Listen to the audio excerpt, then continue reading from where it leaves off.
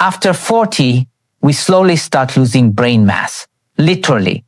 And after 50, about 1% of brain volume is lost each year on average. That means fewer brain cells, fewer connections between them, slower learning, and weaker memory. This brain degradation happens to everyone universally. But here's the good news. We can strongly influence it. If you take care of your brain, in your 60s, you can have almost the same brain volume and abilities as in your 40s. That's what I'll show you, how to improve memory and how to care for your brain properly. The first and most important thing you can do for your memory is to learn a new language. Or, if you already know two, use both actively. Studies show that bilingual people have about 40% lower risk of dementia and memory loss. And even if they develop Alzheimer's disease, it usually appears about 5 years later than average. Practice language.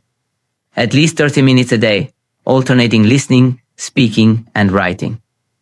If you have a child, the best gift you can give is to raise them as bilingual, using 2 active languages from an early age. When you start learning a new language, your hippocampus, the brain's memory center, actually increases in size within just 3 months of active learning. The hippocampus is the region where new memories are first formed. Memories live there for several hours to weeks after new information arrives. Later, the hippocampus helps transfer those memories to other parts of the brain where they become long-term storage. You can imagine the hippocampus like a hotel.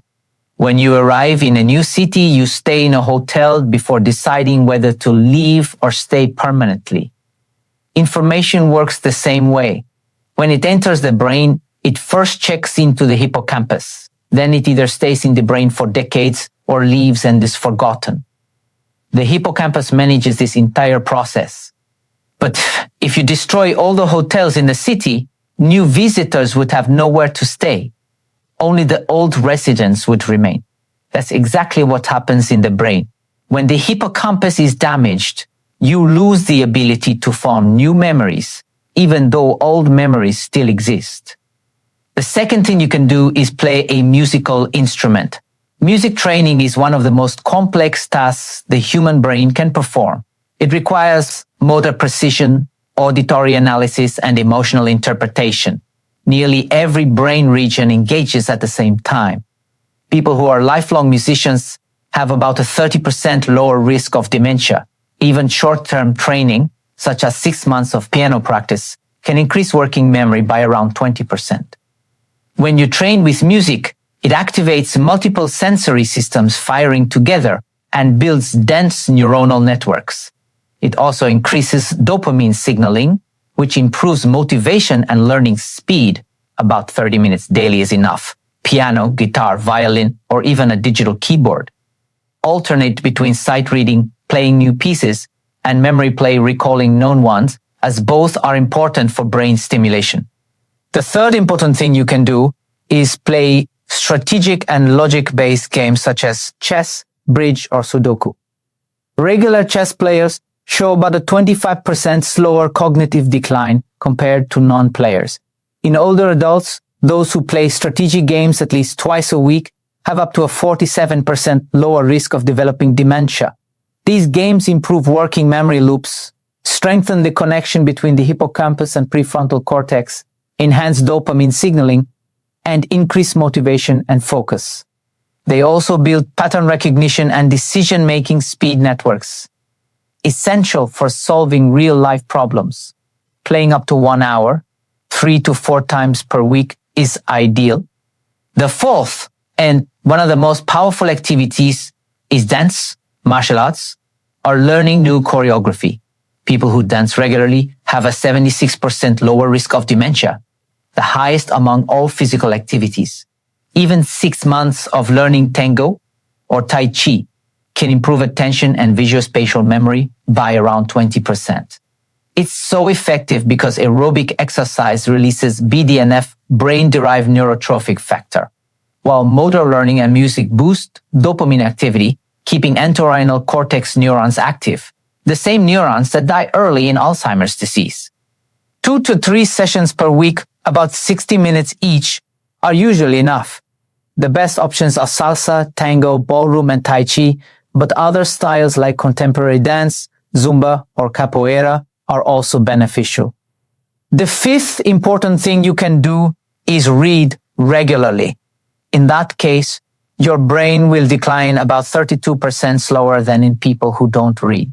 If you also write summaries, diaries, or notes, your verbal recall will be about 30% better compared to passive readers. And when you teach what you've learned, your retention can improve by up to 90% because teaching activates deeper memory circuits and emotional engagement. The best way to learn is therefore to teach what you learn. Reading also improves your ability to understand others, recognize emotions, and develop empathy. Studies show that empathy-related neurons, mirror neuron activity, can increase by around 12%. It also boosts creativity and strengthens autobiographical memory, helping you recall your life experiences more vividly. People who read at least 3 to 5 hours per week have about a 20% lower risk of all-cause mortality, meaning they live longer on average. Storytelling is also very powerful. It makes memories more vivid and longer lasting because when emotions are coupled to memories, the connections become stronger. The best practice is to read one topic per day, take brief notes, and focus on understanding, not memorizing.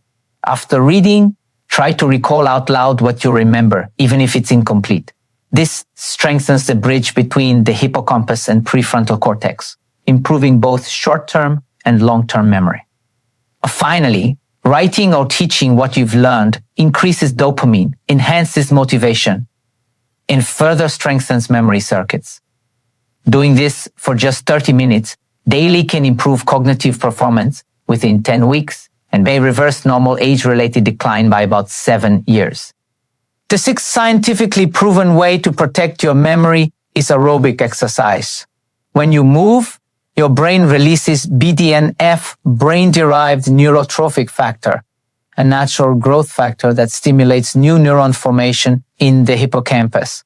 The hippocampus is one of the few brain regions capable of growing new neurons, and BDNF acts like fertilizer for these cells. Even a 30-minute walk per day is enough. People who do regular aerobic exercise have about a 35 to 40% lower risk of developing dementia, and their executive function improves by around 25%. You don't need to become an athlete. Simple movement counts. Fast walking, cycling, swimming, or dancing all activate neurogenesis, while a sedentary lifestyle literally turns off this system. The seventh key factor is social engagement and meaningful relationships. Isolation kills neurons, literally. Lonely individuals have up to a 50% higher risk of dementia, independent of other health factors, the same effect as smoking about 15 cigarettes a day. When you interact, joke, or share emotions, your brain releases dopamine, serotonin, and oxytocin, which strengthens synaptic signaling and reduce inflammation. People with active social lives experience memory decline 25% slower than isolated peers and live on average 5 to 7 years longer.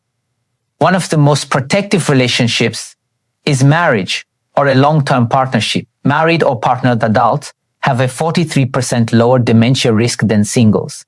Men in stable marriages show 11% larger hippocampal volume and 20% lower cortisol levels, both signs of better stress regulation and brain health. Emotional closeness and affectionate touch raise oxytocin levels by 25-30%, improving synaptic plasticity and vascular tone. Equally important is face-to-face interaction. People who meet in person at least 3 times per week have a 26% slower cognitive decline over 10 years. So, try to prioritize in-person conversations. Even 15 to 30 minutes daily with colleagues, friends, or neighbors makes a measurable difference. Now let's talk about crucial factors for memory and brain health that are not direct mental activities. The first is sleep, the most essential one. During deep sleep, your brain literally cleans itself from toxins. People who sleep less than 6 hours per night have a 30 to 40% higher risk of memory decline, and their hippocampal activity the next day is reduced by almost half.